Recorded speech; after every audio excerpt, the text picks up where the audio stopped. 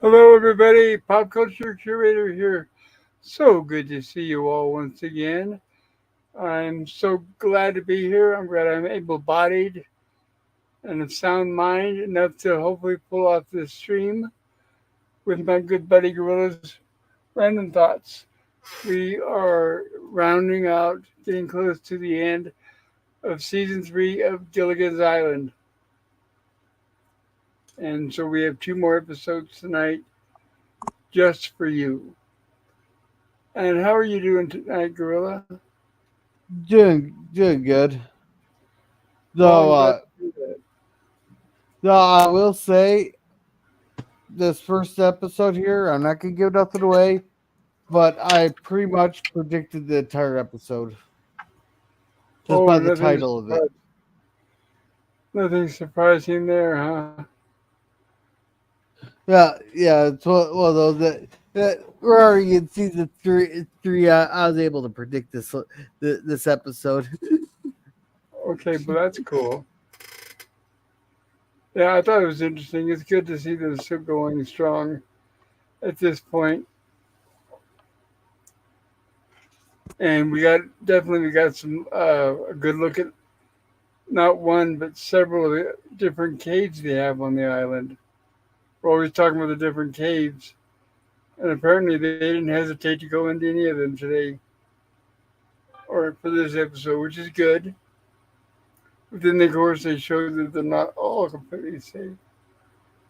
So, how about we also say hello to whom is ever in the chat?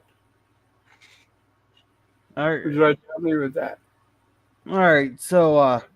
Welcome to the Phantom Boomer Explores. He'll be multitasking, but he says howdy. Hello, Phantom Boomer. Good to see you. Hope you're doing well, sir.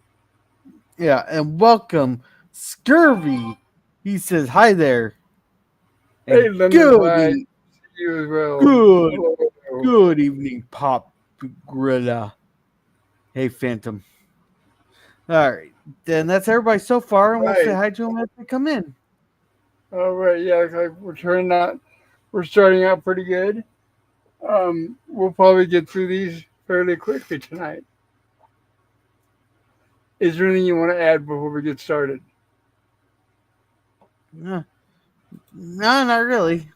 I'll have some background trivia as we go through this. Oh, well, that'll help. Very cool. Thank you. Let me get everything lined up here in the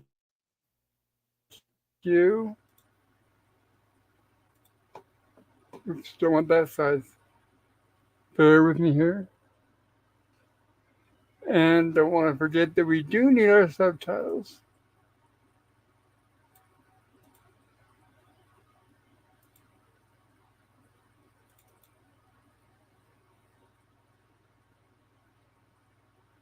And by the way, got to give our intro to the episode. Tell everybody what it is we are watching tonight. We are watching the first episode tonight is from season 3, episode 25, "The Secret of Gilligan's Island," and it originally aired on Monday, March 13th, 1967. All right. And as Gorilla said, he'll be going through and covering trivia, which I really appreciate. That definitely does help.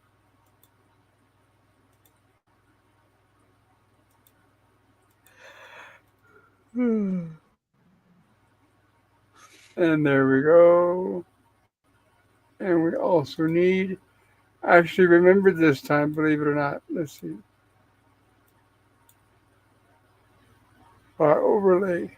Don't want to forget that.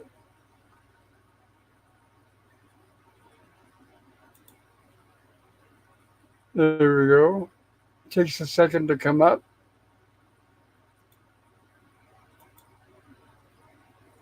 Okay, and as a reminder, everybody, if you are watching this for the first time, or if you're new to the channel, we're not able to show video, or we will get warning from YouTube for copyright reasons.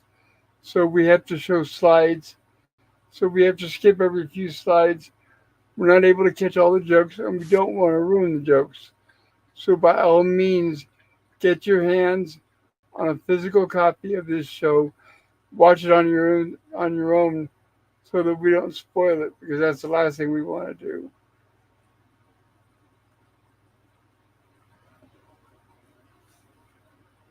And we start off with the skipper and the professor,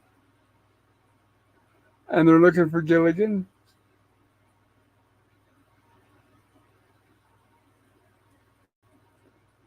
Gilligan happens to be busy over in one of the caves, and he says, "Hey, look at what I found. We've been looking for you all over the island," they say. And he says, "What for? I'm in here."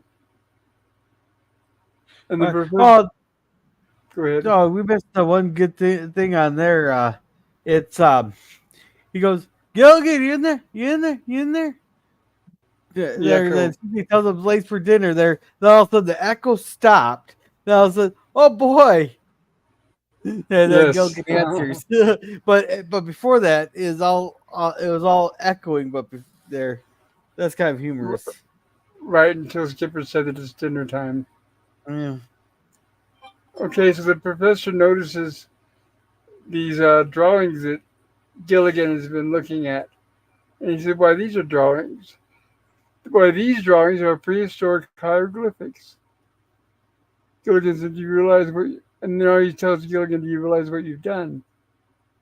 And of course, Gilligan does not realize exactly. So they're bringing the tablets out of the cave.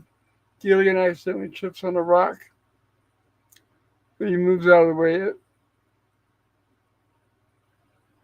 He says, "Let's put it down a minute, Skipper." So there they drop it. That's got to be immensely heavy, according to the plot, that is. For the movie, I doubt. Or for the TV show, I doubt if it was very heavy. Yeah. No, no, I liked how they had the professor, the skipper, the ones carrying it to make sure Gilligan didn't drop it. That is true. I completely agree. Skipper, I happen to know a little something about hieroglyphics. And he said, "Well, I spent 2 years with an archaeological expedition in Egypt."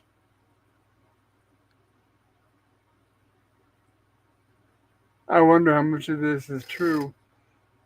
I don't mean as far as the professor lying, but I mean as far as I wonder how much of it is accurate to reading hieroglyphics and the language. Now, this circle with a fish around it means island, and these figures represent people leaving the island. I can't read too much because, as we know, I can get a copyright strike just for reading what the professor is saying. We've had that happen before.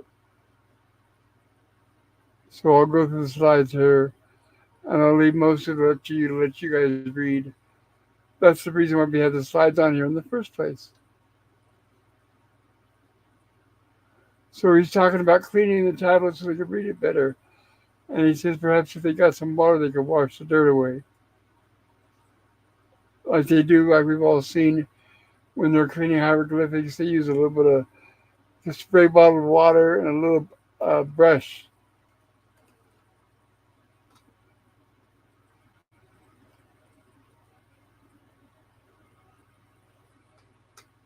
And now this professor is saying that perhaps it's just a piece of the puzzle, that if they can get all of them together, it'll tell the whole story of how to get off the island. So the skipper says, "Okay, I'll go through all these caves." And so he decided he'll go through on his hands and knees.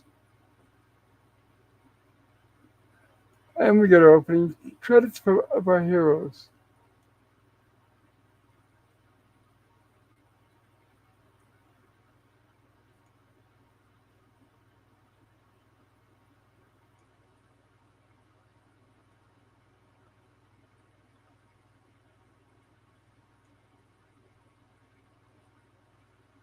Here they are searching out through the other caves. I thought this was an interesting cave we have not seen in the series before, because you can see the stalactites hanging from above, and Yeah. they're on their hands and knees, so that's fairly claustrophobic. Some Yeah. people wouldn't get in a cave like that. I've been in caves like that, but some people would be too afraid to.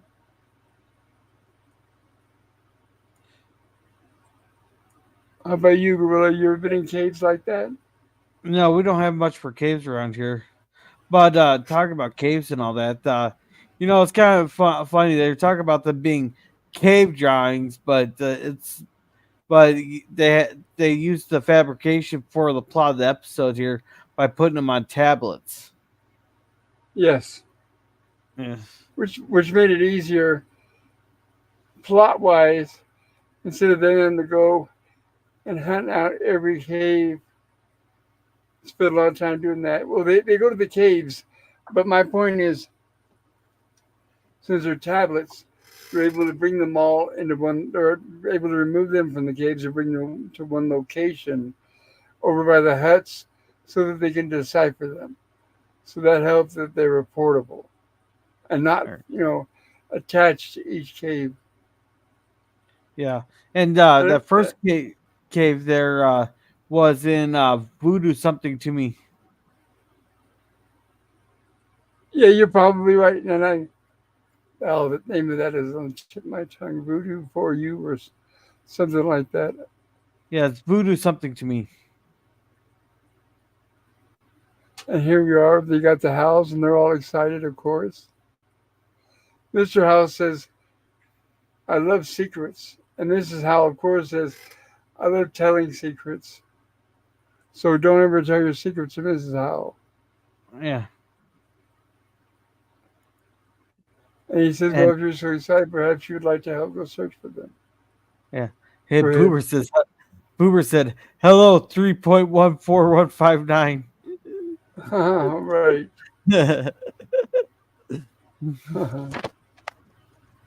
Yeah, Scurry's getting all kinds of nicknames. And it looks like they're finding more pieces.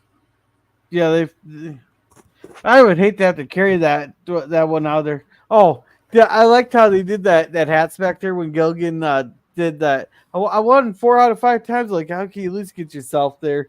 Like, takes Gilligan's hats off, then smacks him with his hat. Yes, when they're in the cave. Yeah, This is so exciting. I kind of hate to stop for lunch. He said, "We don't have to. Why don't you go get us some lunch?" I'm afraid the water didn't clean it. So Gilligan basically names off pineapple, oranges, bananas, and different assortment of fruit. And then now the professor says, "I'm afraid the water didn't clean it very well." So he's got Marianne and Ginger started on a homemade solution of acid that'll help him decipher those tablets a little easier.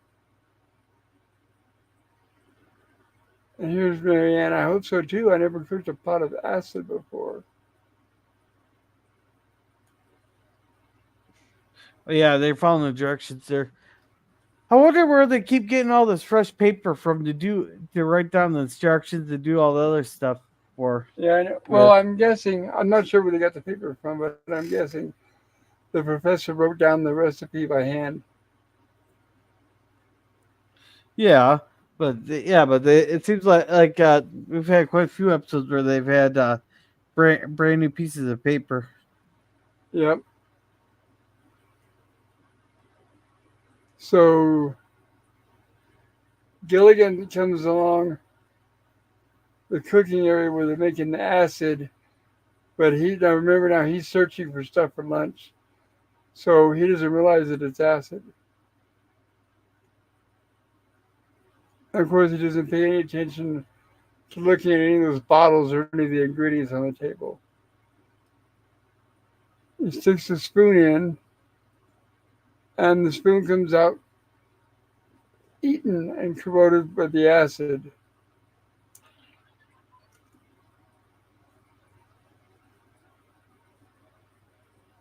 It's certainly missing something, he says.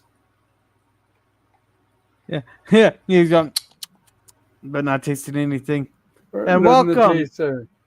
yeah, welcome to the OG Hello, hello, Oiler Craig. welcome. Good to see you. Glad you could come by.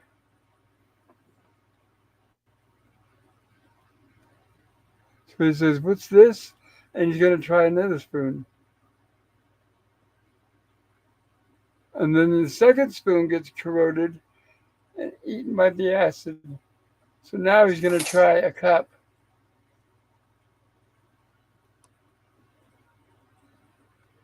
But lo and behold, fortunately, the girls arrive and warn him just at the last second to watch out, that's acid. Yeah. And he says, "Oh, I was going to taste your soup, but..." And they tell him, Gilligan, that's not soup, that's acid. Yeah. So, and Yeah. he Uh, realizes you can see the bottom is all eaten out of the cup. Go ahead. yeah. They must have. You didn't see the acid fall, so they must have did like a quick cut to switch it out. Yeah, I'm guessing it must have eaten out when it was on the table or somewhere around the table. Yeah. Yeah. And other Greg says, "Hey, Pop, and weather forecasting gorilla." Thank you. Glad to hear that. So the girls are like, "What's the matter? You look funny." He said, "Well, I was just thinking how close I came to making a to having permanent heartburn. No, That would that there not be was good." that there. All the jokes they've done on Gilligan's Island. That was the one that was most naturally came out, like the most like natural joke to come out of all the jokes that so far that the It is a good one that and I it's remember. fitting. Yeah, like it's a good natural joke instead of like a forced joke. If that makes sense. Yeah, yeah. So here are the howls, and they're looking for the caves. Can you imagine people actually lived Yeah, in caves like this? He says. yeah. Well, And of course, all I she think thinks about it. Go ahead. I was thinking it was funny there when they first volunteered to go in there. Go, how could we go Thursday? I think it'd be fun. Well, yeah, we could be about Sherlock Holmes. And he goes, and she goes, "Can I be Mr. Watson?" He goes, with the Medicare getting voted coming into law, so they must have. This must be about the time Medicare came around. He goes, "I don't care what you do." Then he Right, apologizes for exactly. the politics. And of course, Mrs. Howe, the first thing where are the servants' quarters? There were no servants. They did have their own work. Yeah, he explains the decline and fall of the Roman Empire. Believe me. And Mrs. Howe is unbeknownst to them as they're walking. Mrs. Howe is walking up an incline. Gotta be careful with those copyright strikes. Levy, either this damn cat cave bear has made you grow or made me shrink. And then they look down. Sorry, it's hard to catch the slides. They look down and she's standing on more tablets. So it's like, all right, they looked out there. So now we cut back to the huts where they're further deciphering the tablets. And yes, it's definitely a part of the same tablets as the professor. And they're saying that the acid is definitely helping read and cut through the dirt. Skipper, I think that piece there, and this is how I was saying that she's always been good at puzzles. Well, I think you're right, Gilligan. Let's try it.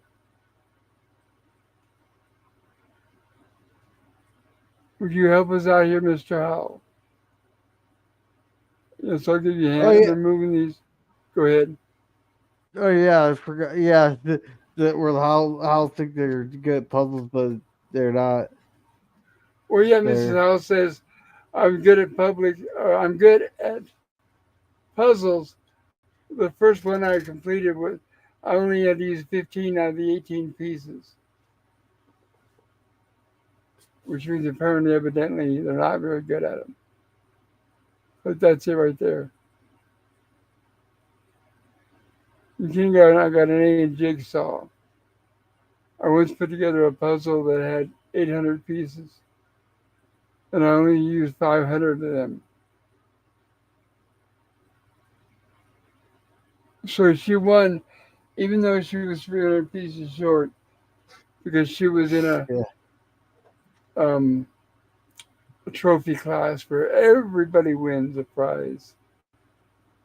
Now let me see. That goes here. We'll try it out here. And they're saying, no, it doesn't fit Mrs. Howell. So they're moving around the puzzles pieces in different ways, trying to read them.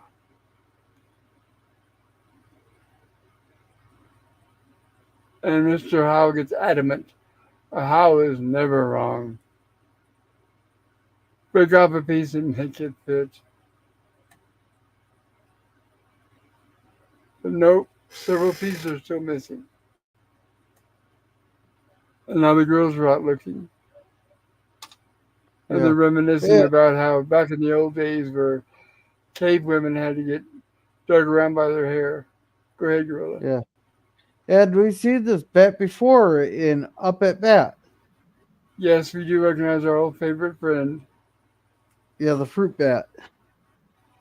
At least they showed that not all the caves had no life in them. So I'm glad at least they came across life in one of them. So they get spooked by the fruit bat and they run behind a pile of rocks. And then that's when they notice another tablet.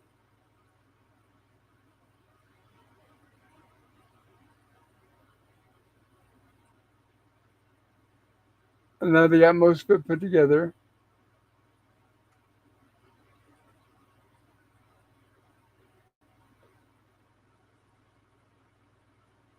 Yeah. But they're saying they're They're still just missing one more piece. Go ahead. Oh yeah, I was just gonna say that. Just one more piece. Just one more piece. They have to go out looking for it, and the professor's reminding them they would have the same color and consistency of the rest of the tablet. So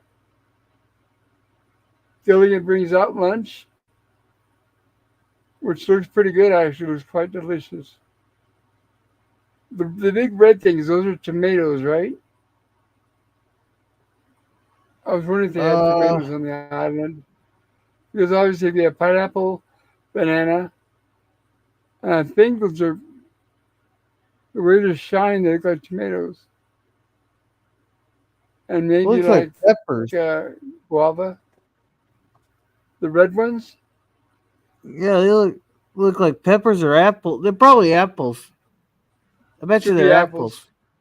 Yeah, they could be apples. Thank you. Now I suggested we all spread out. And that's when they notice, wait, Gilligan, wait, wait. They notice that tablet that he's using as a serving dish. And then they tell him you take something away and you want it right back. Gilligan's confused. And they're telling him that Gilligan, that's the missing piece. This, I've been carrying this around for months on the island. Even though it's like, why would you carry a big heavy rock when you could make like a tray out of wood and bamboo? Right? Something thinner and lighter, right? But of course, in his excitement and clumsiness, Yeah. he drops the tablet.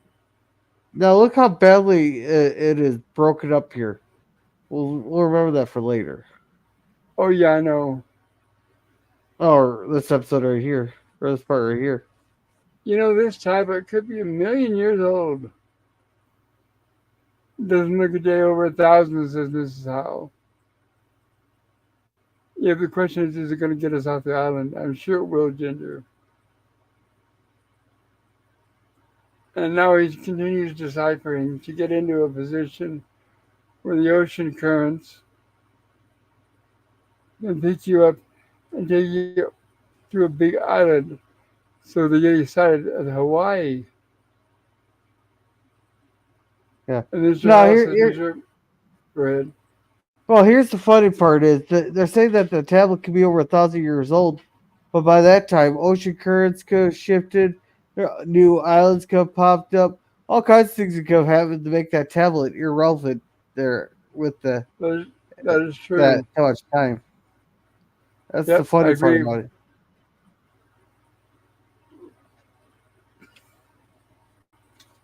So Mr. House says he'll have the stateroom on the raft.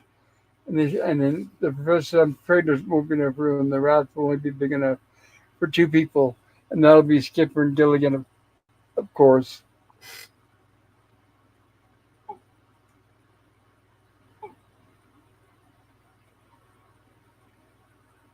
And he said, where's Gilligan?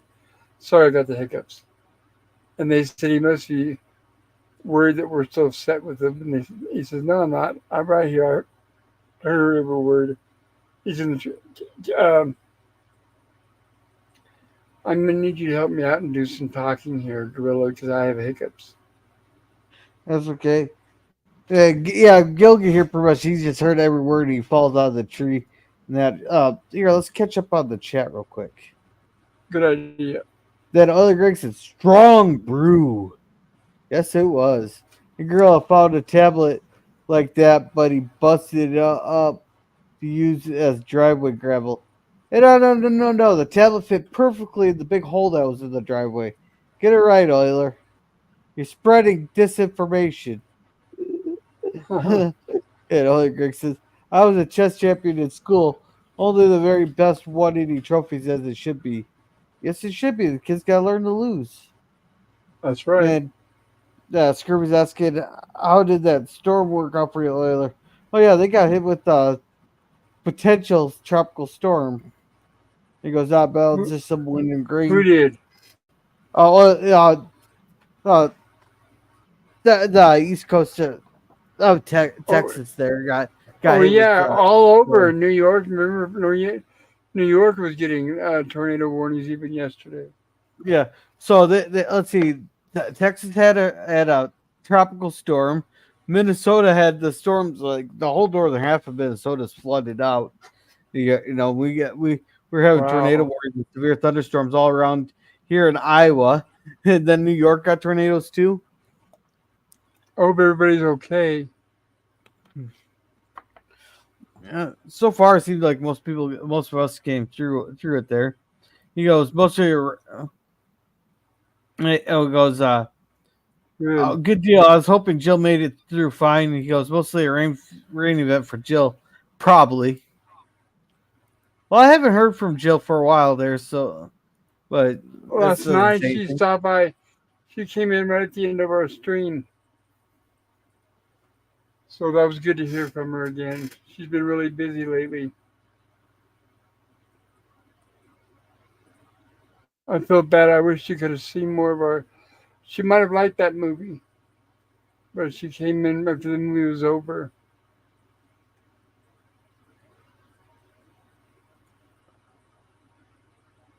Now they're shifting around hammocks because Gilligan's having trouble sleeping.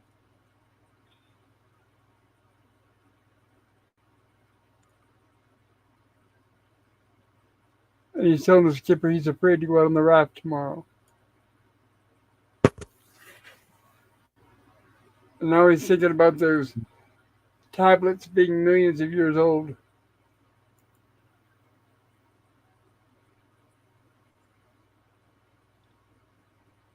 Or go to sleep.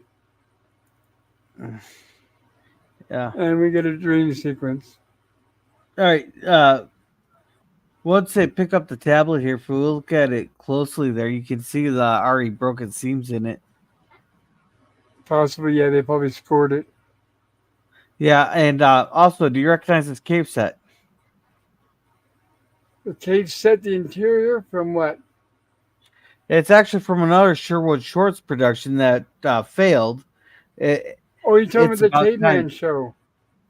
Yeah, it's Go ahead. about time about the two astronauts who went back to the Stone Age. Yes, I'm surprised you've seen that. No, I haven't That seen was it. I just it was a pilot that came on. It was after Gilligan's Island went off the air, and it did not do very. It was not very successful. It starred some of the actors from Car 54. Where are you? The movie we were talking about Monday night when Al Lewis was on Lost His Face. eh. Customers say Oh, making picture bad, Raffy. Rough. So Mr. Howe is uh, the leader of the clan, I guess. Gilligan say picture good. Picture evil place. Is that where you're talking about the Yeah, see, lines? see, you already can see the pre-correct lines already in it. Yeah, it's scored.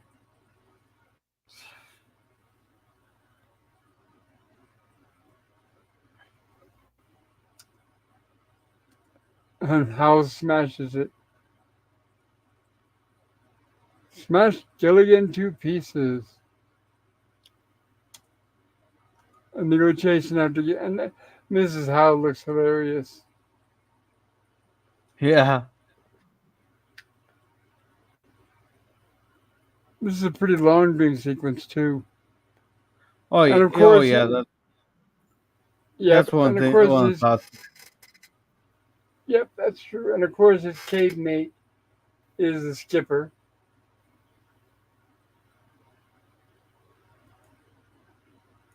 Chief Howe say, "No true, no evil. No, we not go skipper afraid. Maybe carry food, maybe clothes. How we carry all these things?"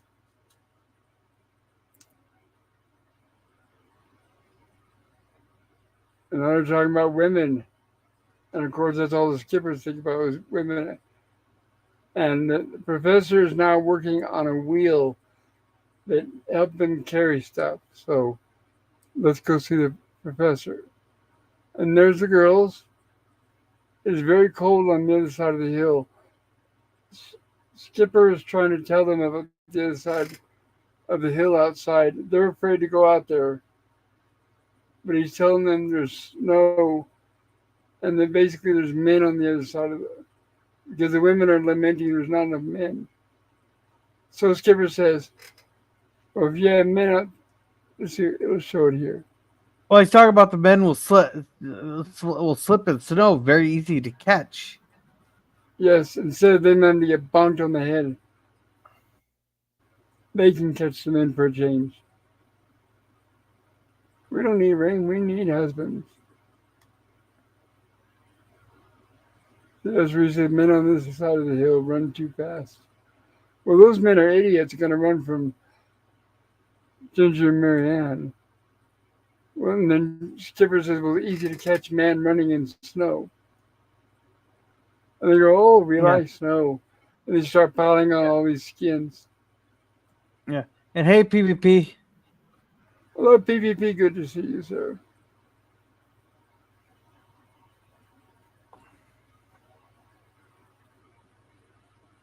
And here we have the professor working on a wheel. He says, okay, it's ready to try. Try to make it go.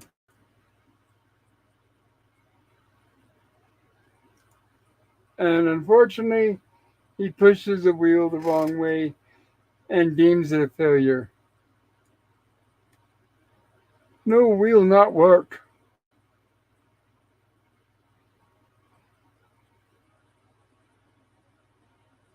Chief got you, nobody go.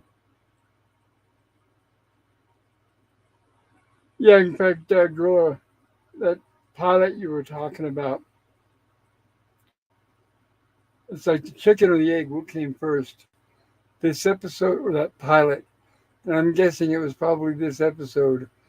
And they had after they built the set for this episode, because this is, for those of you guys in the chat, if you pay attention to what the set looks like here, it's not the same set as the Gilligan Island set.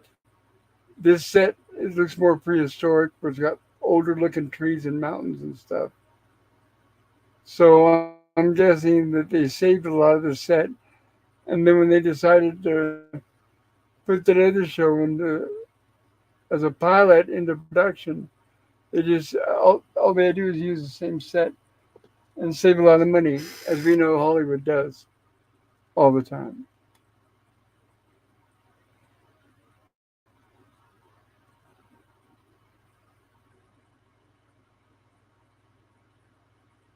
And the same without Gilligan to read that tablet. They don't know which way they're going, if they're going the right way or not. They're thinking the Earth is flat.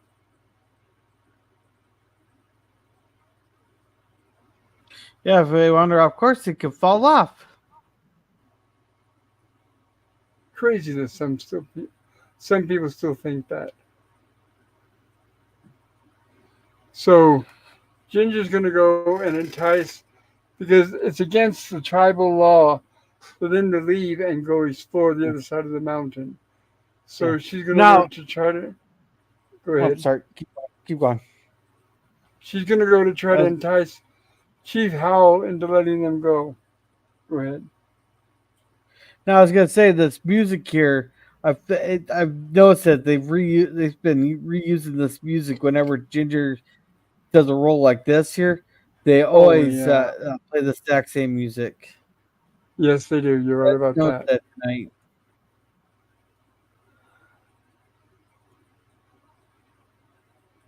Yep, you're totally right. What Ginger do? Ginger, help us. Mm. Chiefy, Whiffy, Wifey, get mad. Of course, they're talking about about Levy. Ginger, Winger want Chiefy, Weefy to let friends Oh, out of jail. yeah. This part here it was it kind of just made me cringe. It was painful to watch. Which part of it? The Chiefy Weefy Ginger. Oh, it's like Duh. Hoochie Coochie Coochie Coo from Star Trek. Yeah. Can we catch up on chats? Sounds like a plan. Yeah. Oliver Greg says, always good to hear from Jill. Hopefully her area is zombie free now. Oh, yes. Yeah. And Oliver Greg says, did they have a spinoff? They needed to make the great spider to the star. Missed opportunity. Well, it wasn't a spin off per se, but what it was a pilot, and it took place. It took place. Now remember this. This is why it wasn't a spin-off. It was a pilot that took place back in the prehistoric days. So it was an island. It had the guy from Car 54. Where are you? The one that always went ooh ooh ooh. He was playing the chief, and there's a small tribe, and a couple of astronauts went back. Our astronauts, current day, 1960s, went back in time accidentally and landed on that island, and laughter ensues. So kind of like a parody of Planet of the Apes, I guess, in a way. But instead of the astronauts coming across apes, they came across prehistoric cavemen and women. Is that all for the chat? Oh, uh, see, PvP says, so you guys did okay through the storm in Texas. And yeah, it sounds like they did their PvP. And it goes, it's nice when people besides the Howls have costume changes. Well, doesn't Ginger and Marianne wear something different there occasionally? During this dream sequence or during the TV show? During the show. Yes, all the time. So it's not just the Howls. No, actually, the only people who do not is Skipper and Gilligan, and the And the professor professor. generally, or the professor wears different colored shirts, but as far as the exact same clothes all the time, same colors, top, same bottom. That's just Gilligan and Skipper. Okay. But the professor is very similar. It's usually tan khakis, and like it could be a white button-up long sleeve shirt. It could be a light blue one, but they generally stay pretty close. Go ahead. All right, and PvP says hi, Papa Gorilla. Oh, And no. Scurvy here says PvP. Euler and I did. Have you talked to Jill? No. Skipper looks younger. They might have been in the makeup that they did this time. That's fine. Maybe the wig. Yeah. Then PvP hasn't talked to her. He's working earlier, not relaxing. He just manages she's okay. Euler Greg says beta test for the wheel was something more successful. Yeah. Yeah, you're right. You're right. And PvP says, what? The earth isn't flat? Prove me wrong, Afraid PvP. not. Prove me wrong. Prove us wrong. Sorry to rain on your parade. No, I just challenge him to prove me wrong. Yep. So, and Ginger as a brunette looks pretty good. Oh yeah, I There. agree. And what year was the pilot of the astronauts back in time? I think that was like 1960. You said 1967, didn't you? I can look it up. Bear with me, guys. Okay, I can look at it up at 2. That's the last of the chats. There. And I dropped my phone. Or what Bear, was it? bear with me, guys. Oh, yeah, I got it popped. Thank you.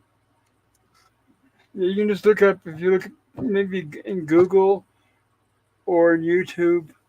Sherwood Schwartz caveman pilot. That's what I would try those words. Let's see. It's He about had a time America. lot of shows. I got it. It's about time American science fantasy comedy television that aired on CBS for season 1 of 26 episodes in 1966 through 67. So, But I do not oops, have. bumping up against the mic. Sorry. Yeah. That was the same year this was filmed because Gilligan Island was 65, 66, Yeah. 67. Oh, it was released on September 11th, 1966. Oh, what do you know? But if you look at the history, after Gilligan's Island went off the air, Sherwood Schwartz tried a lot of different pilots. And a lot of them were copying Gilligan's Island straight up. Like Dusty's Trail was one of them. Starred Bob Denver playing a Gilligan character. And Forrest Tucker, another actor playing basically a skipper character. So even after this went off the air, Sherwood Schwartz didn't give up immediately. He persevered. He kept making different shows, and even though most of them failed, he was able to have another success with the Brady Bunch. Any more chat? Nope, that's all of it. All right, sounds good. So here we have Ginger enticing Chief Howell, and here comes Mrs. Howell sneaking up behind him. She doesn't like that. Un, uh,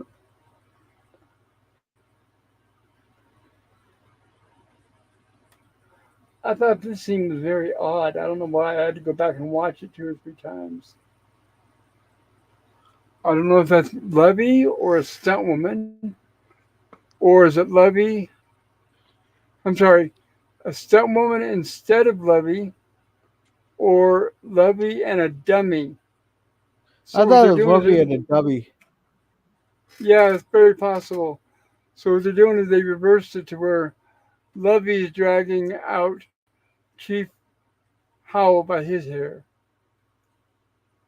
Yeah. After she knocked him out for smooching another woman. Yes.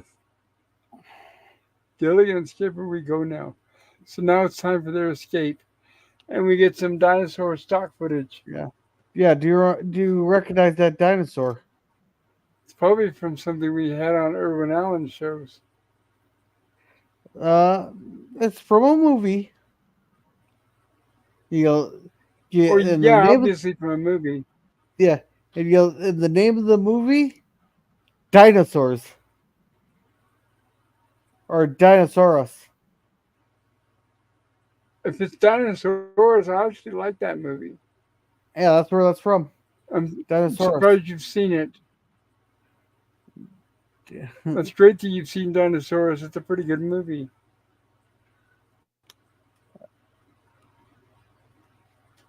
This is cool to see them all.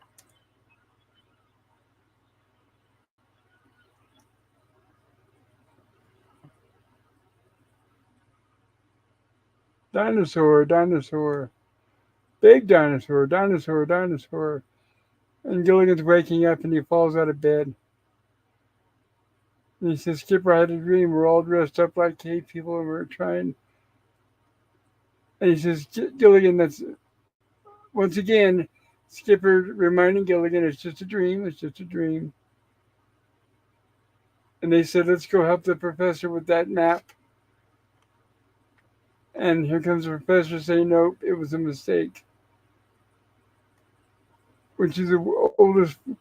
So the writing was so old that they realized that times had changed. This is similar to like what you were saying, Gorilla. Times have changed to where now that map, instead of saying how to escape the island, it's a map on how to get to the island. Yeah. Now, now, now the professor here makes a mistake. And that is, All right, he uses the words demo, demotically and bastrophodon incorrectly. okay. They're Oh, used to okay. describe the readings to the left or right there, but democali actually refers to anything belonging to a group of people, while the bastrophodon refers to the alternate of writing in the alternate lines in opposite directions. Well, that's better than I could do. I couldn't pronounce either of those words. Yeah. And then this scene here, omitted from syndication. I was wondering about that. So another one they cut out of syndication. Yeah. Another reason everybody in the chat, if you're listening, watch this on physical media. Don't watch it on streaming or on any of those television stations like MeTV or any of that, because you're not going to see this scene either. They just butcher these up and it's terrible.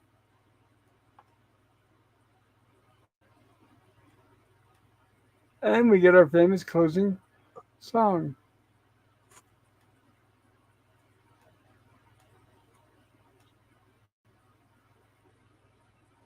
Like Robinson All Crusoe right. here on Gilligan's Isle. That's right. And that completes the first one. And now we're going to move along to season 3, episode 26, Slave Girl. And this next episode premiered on Monday, March 20th, 1967. I was in diapers then. Let's see. No, no, in 67 by then, I was walking around in underwear because I was 3 years old at that point, and there's no way I was still in diapers being 3 years old. Otherwise, I'd have been some kind of mental issues, I guess.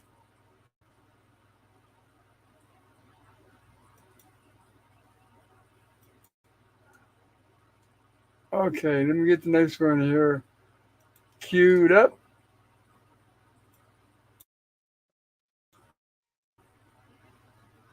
And there goes the neighbor yelling at the dog. All right, so let's Your see. PvP. your neighbor? Yeah. All right, let's catch up on chats before we start this one here. Uh, Go PvP for says it. it ran for 26 episodes for a single season. And Greg correctly points out that equals 3 streaming seasons. Or if you're Black Mirror, saw 6 seasons. Because I thought 10 episodes was getting lazy. But Black Mirror. Yeah, these days they do what sometimes they only do like 6 episodes. It's terrible now. So can you imagine back then they would do these episodes, 36 episodes in some of these seasons? That'd be No, enough to last four no, years now. no. Black Mirror had a couple seasons that were only 3 episodes. That's just getting lazy. 3 episodes. That's even 3 episodes is even worse. Yeah, that's pathetic. I'm surprised they have The viewers. I wouldn't be watching it if it was me. I would have Well, tuned out. Black Mirror was somewhat good, and a lot of people praise it, but it seems to be like they just got lazy. It's like, 3 episodes, that's enough for one season. Yeah, that's good enough. Well, I'm curious. I haven't. I don't. I'm not quite remembering off the top of my head. How long were they each? 30 minutes, 60, half hour, hour and a half. What? I think that each one was about an hour long. Three? Is that a British show? Because I know Yeah, sometimes they make even less. That's what I thought. They make even less episodes than we do. The British yeah. have always made less than we have, by the way. Even back in the 60s Uh, and 70s, they didn't make, 3 or 6, yeah. but they didn't make nearly as many as we did back then. There. Here, can you cover chat? I'm gonna go tell them to shut the fuck up out there. Oh, sorry. There, I'm just all I'm hearing is barking and yelling right now. I gotta go talk to them. Go for it.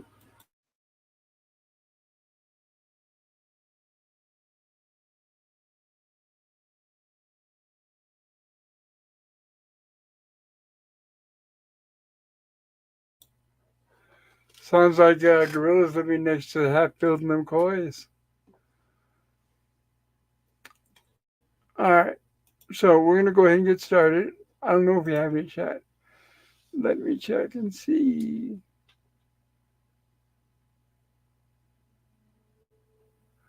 PvPs is back in the 50s.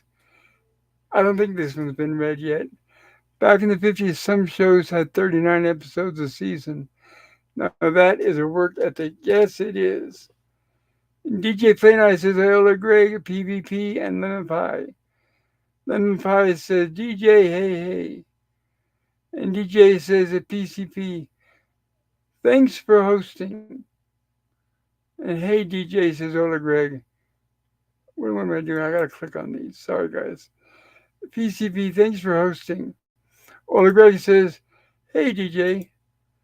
And PvP says, I've gun will travel, for example. Yes, you're right. Pleasant Valley Picker says, hi, DJ. And then Pie says, the poll is split 50-50 thus far. Gilligan's Island and Civil War. Civil War. I hope it's Slave Girl. So we'll see what happens by the time we're done reviewing the second episode. And Ola Greg says, indeed, that's impressive, PvP, 39 episodes. And PvP says, yes, Ola, I remember as a kid, the summer hiatus for shows was only 3 months, and then back to new episodes. And Ola Greg says, I think I heard growling. A werewolf got gorilla. Well, hopefully he'll be okay. All right, I'm back. Sorry about that. So how'd that go? Oh, I just went. That dog wasn't. I think it's playtime there. Like the neighbor, she has trouble getting around a little bit, And the dog was just sitting there running around keeping his distance, just barking up a storm while she was yelling at him. I just went up, grabbed the dog, and handed it to her. So the dog was just playing around and barking. She was yelling for it to shut up. Yeah, pretty much. And that that dog's a pain. I think they got a dog. That dog can be a pain. Sounds like one that needs some training. Did you guys notice my dogs? I mean, they make noise, but not like that where they bark consistently for no Yeah. reason. My dogs only bark when I'm feeding them and they're fighting over it. Yeah. Because like me, I'm having my windows open right now because it's 65 degrees outside. I want to take advantage of that fresh air and everything. And I was trying to listen to you, and all I'm hearing is her yelling at her dog and the dog barking through over my headphones. Yeah, and that's Mm. it Yeah, reminds but me of the my sister. Go ahead. yeah, but the dog's inside now, so we're all good. Let's No, no, I understand. But I was going to say, reminds me of my sister because she used to do that. She was lazy and she didn't want to get up out of her chair, and she would yell at the dog, "Shut up, shut up, shut up." And I would many times I'd have to say, "Will you get up and make the dog shut up? The dog's not going to do anything if you just sit there." The same with her kids. That's why her kids were out of control. She didn't want to get up off her fat ass. Anyway, enough of that. I did catch up to the chat to some point, Gorilla. Um, if you want to read, this is the next one right here. it says, hopefully your werewolf bites don't turn you into a werewolf gorilla. Dad. Werewolf Gorilla. No, we don't need that tonight. Yeah. And Scurvy says, my dog barks at possums and cats outside. Oh, And well, at least there's something welcome. there. Yeah. And welcome, Pickles. Welcome, welcome. Hello, LDG. Good to see you, buddy. Hope you're doing well. Hope you're having a Yeah. good night. Yeah. And Elder Greg says, a pack of large dogs is camping out just outside of my fence for weeks. Well, call animal control. Yeah, you better be careful. Yeah. And Jim says, hello. Welcome, Jim. Welcome, welcome. Yeah. And Hello, PvP Jim. says, never lived by a house where a dog barked constantly. Owners that let the dog back and annoyed the neighbors. It sucks. Well, usually the dog's not a problem, but John's at work, so. All right, let's get her going on this episode. Sounds like a plan. So here we are. We open up to our opening credits.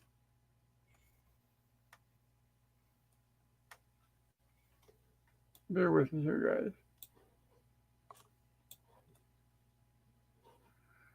A little higher. A Yeah. little.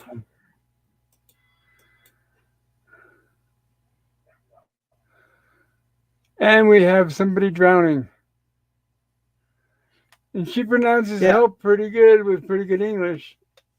Yeah. Yeah. I was kind of growing at that a little bit. I was like, yeah, I get that it's like if someone was drowning, they'd be reverting back to their native tongue. So how does she know English? Yes. That's what I was Yeah, saying. Not only is she using the word help, but it doesn't even have an accent to it. It sounds like one of us saying help. It's just help, help. yeah. No, I understand. If they're calling out for help, like in just the hopes that maybe someone's on the island, but Right, not doing it in your native tongue. right. Hmm. And here's another example, in my opinion. Remember, this is my opinion. But this is another example of Bob Denver looking old. You can definitely. I was watching the pilot today. Part of the pilot. When I was doing my thumbnail for this show, and I was watching part of the original black and white pilot, and he has aged a lot since then in those 3 years. But I still love him. He's still Gilligan,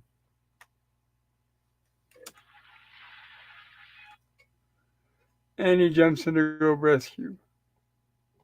Turn down that volume.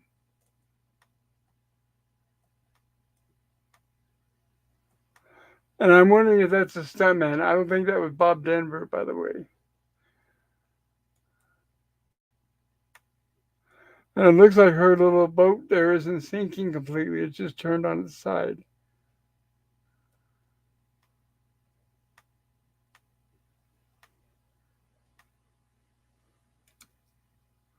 And now we get Bob Denver. Yeah. Hey, it's pretty nice that he learned how to swim since Marianne, since how to be a hero when he tried to rescue Marianne. Oh, yeah, you're right about that. So now he's explaining to her that she almost drowned. And she's like, drowned? You saved me. Yeah, well, I heard you scream, see? And she says, you saved me. Now I'm your slave forever. And we got our opening credits with our heroes. Yeah. Sit right back, you'll hear a tale of a fateful trip that started from this tropic port aboard this tiny ship. This is the most I could say without getting a copyright claim. Yeah. I know I got one for that movie last night. Oh, you did? Yeah, but The okay. Last night, if you remember, we watched Brightburn, right? yeah. Okay, so when I got the email today alerting me that I had a copyright warning, I thought, okay, I knew it because as you know, as we were watching the movie last night, every now and then I was showing clips. So I thought for sure I got flagged for one of my clips, but no, for some reason they flagged me for the intro song, my horror intro song. It's called Cursed. And been using that all this time with no problems. But they flagged, by the way, it's Creative Commons. The music I use is Creative Commons, so it's completely legal to use. So, yeah, I got flagged for the Creative Commons opening intro on my horror stream last night. So today I disputed it, and when YouTube basically asked, what's going on, I told him, I said, look, and I even copy and pasted from the website that I got it from, saying, look, it's Creative Commons. I have their permission to use it. Yeah. So I Well, expect YouTube should be dropping that anytime. well, if it makes you feel any better, I got a copyright claim for Dead For Air. Walton. No, the Walton. Dead That Walton Air. nobody's surprised.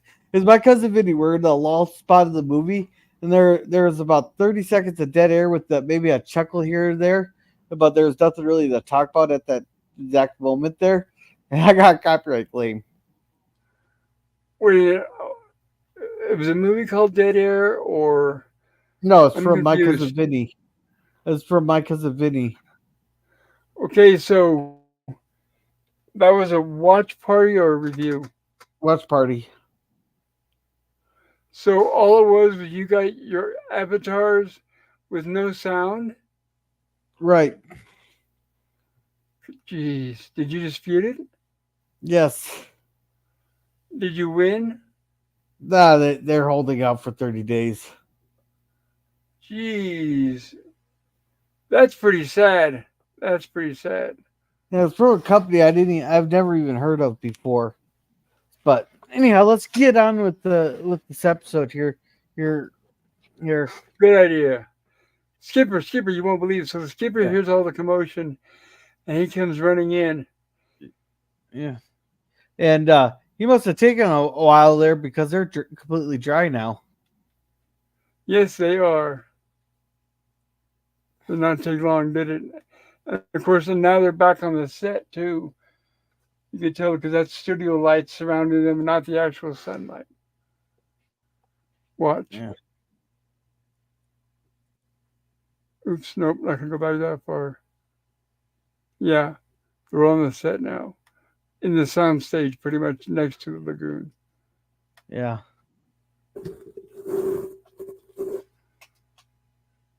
And he says, Skipper, you're not gonna believe it. And he says, just tell me, Gilligan. And he says, I rescued this girl, and now she says she's my slave forever. And he says, you're right, I don't believe it. He saved Kalani's life, now he is master, she says. Just a second.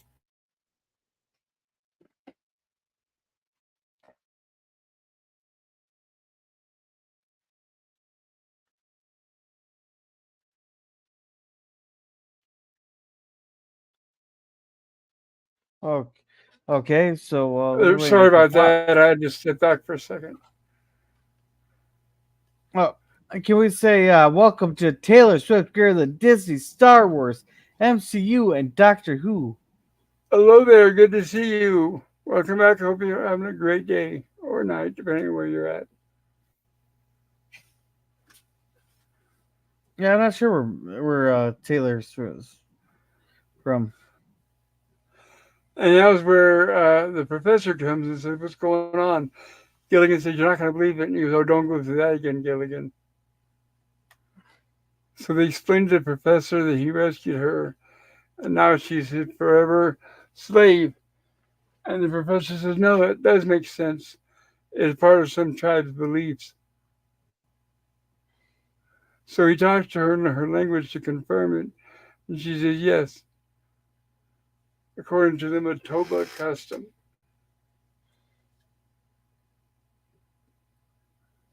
The problem is, though, that if her native people find out, they will attack and kill them because she is Gilligan's slave.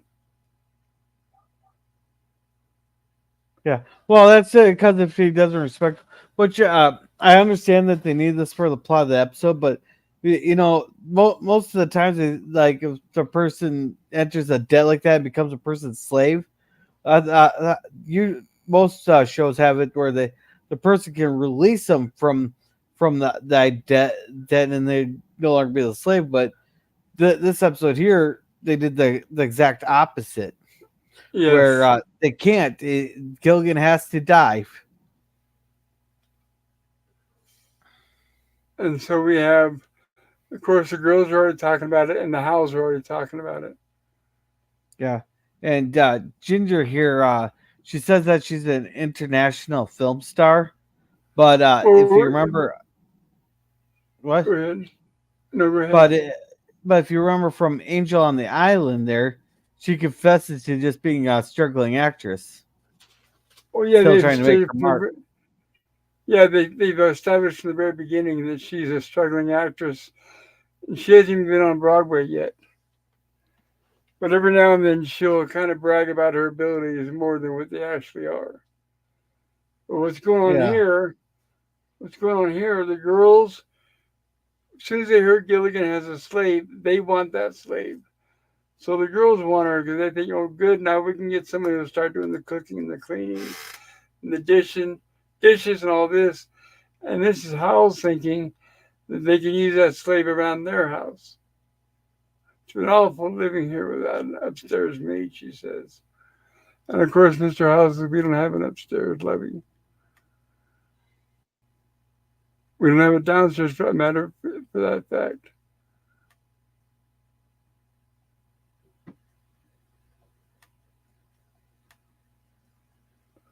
And I was thinking about this while watching this.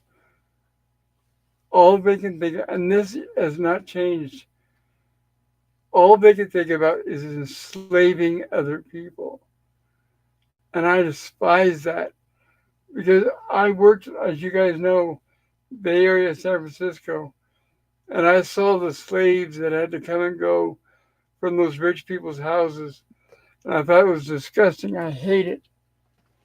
I hate the fact that slavery is still legal and accepted. But it is. No shock there. In fact, that's what they're doing with a lot of those immigrants that are coming over right now. They're turning them into slaves. Now they're going to check out what's going on. yeah, they I mean, can't it's like, believe that Gilligan's getting the back massages and bath for him and everything. I know it. Now, I got to admit, it would be nice. Yeah, I'd love to have somebody wait on me hand and foot. But would I be wanting to turn someone into a slave for it? No. Nope. Even if I'm rich, I'm sorry. Right now, um, this is on a separate note. As some of you guys know, I'm going through a period right now where I'm not doing so well. And they're insisting, they'll say, well, we're going to send a nurse out to see you, 2 or 3 times a week. They'll do your cooking, they'll help bathe you, all that is what they're telling me. And I'm hesitant. I'm like, no, no, no. I just can't wrap my head around that. Having a slave to bend over hand and foot on me like that, even though I'm actually ill and I probably should do it. I'm so abhorrent to slavery. I don't know. That's a topic for another day. But anyway, yes, they're all jealous because Gilligan's getting a massage. A masseuse. Oh, we must have her. Ugh. So I look at that in disgust. And now what they're doing is they're outright bidding for her, just like in the history has always taught us, like when we used to buy and sell slaves before the Civil War.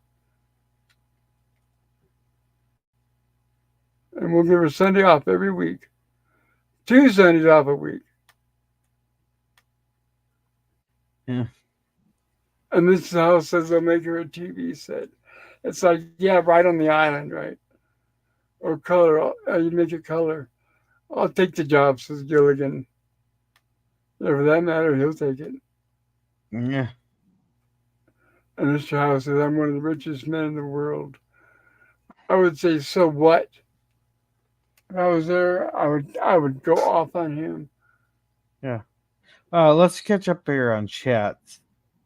Good idea, thank you. All right, and let's see. Jim saying hi to everyone. And Scurvy says, PvP, sometimes us dog owners can't stop it completely, but I try to get her inside when she does that. And that's what my neighbor was trying to do. Well, at least, well, you know what? No, my problem is when the dog's barking and the owner is at a distance and just yelling, shut up, or come inside, come inside, come inside. They could do that for 24 hours a day. The dog's not going to do it. That's what upsets me. But I don't know. I've been an animal lover and I've had animals my whole life. And I've never had a dog where I just let it tell me what to do and control me. I would never do that. Sorry, go ahead. And PvP says, well, at least you try to control your dog. Some folks don't, unfortunately. Yeah, that's what I'm talking about, right? The ones that don't. Yeah. And Greg says, even aliens speak English occasionally. And Jim says, I'm only 5 away from 7,000. Well, congratulations on that, Jim. Glad you're getting up there in subs. Greg says, I don't call animal control unless it's absolutely necessary. Only once in my lifetime so far. No, that I agree with. I'm not a snitch either. Yeah. Well, hopefully those dogs are tamed enough for you then. Well, Jim, very cool. Then we got the Taylor Swift giving us some weird, funky ones this time. And Greg says, a 3-hour tour. All right. And PvP says, saw a video ad, no oil protester spraying painting Stonehenge. First the Mona Lisa, now this nonsense. It makes me so angry. Yep, I agree. They wouldn't try that around my town because we are a 2A town. And agreed, PvP. PvP, they need some serious jail time. No. They do. They're idiots. I don't think they're not violent. They're destroying property. What they need is just a nice, firm beating. That's all they need. Well, I think a long prison. They won't, obviously, with today's laws and sensibilities, they won't do that. But I think 50-year prison sentence will do, with no chance of parole. No, I just think they need to get the crap beaten out of them. Yeah, but they'll never do that. They'll never never legalize that. Some tourists that actually did get into a fight with them at the Stonehenge thing. Well, what tried stopping them. I don't know. Yeah, the security was just standing there doing. Security was standing there doing nothing, while he went there. Right. Yeah, but usually all they do is push them. They don't. Nothing really happens. They drag them out of the way. They get back in the way. They drag them out of the way. They get back in the way. Usually nothing happens. Yeah. Yeah. PvP says, "How do these idiots think the food they eat gets to the supermarket?" PvP, these are the people. I swear to God, I've heard this conversation go. Where do you think the milk comes from? The milk comes from? It comes from the store. Yeah, but how does the store come from? What do you mean? It comes from the store on the shelf. Right. Well, where do you think the store gets it? From the store. They don't understand the chain, the food chain or our entire supply chain. They just think because it's in the grocery store, that's how it magically just shows up. And other Greg's is bloody wankers, as my British friend would say. And I Yep. hope the damage to Stonehenge isn't permanent. From what I seen, it was just like a foaming, or it was just like a powder spray. It'll come off. From what I seen, Hopefully. but Hopefully. spray paint, all they need is a little rubbing alcohol. It'll come right off. And these fools can't seem to comprehend without oil, we'd be living in cave people. You know, if we got rid of fossil fuels, like this exact moment, within the first week, 250 million people would be dead. Oh yeah, and freeze to death and everything else.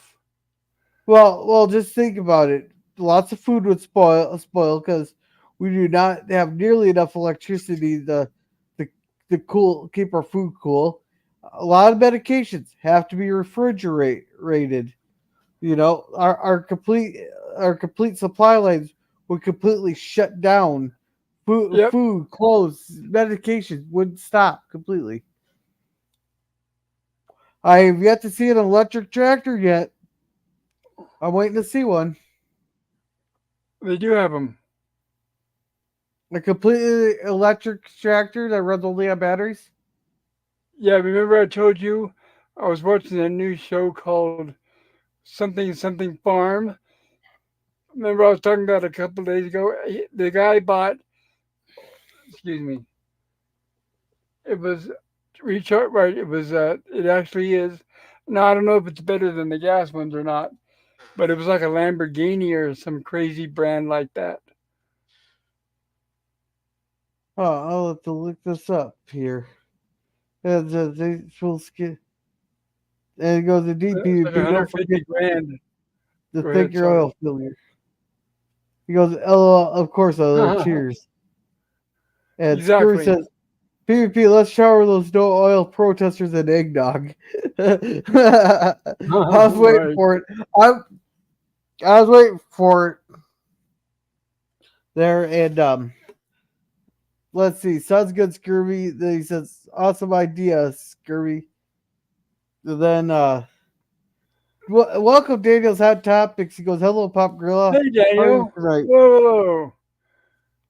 I'm doing pretty good. And Yeah, then, good to see you, Daniel. yeah, they released the bees on him.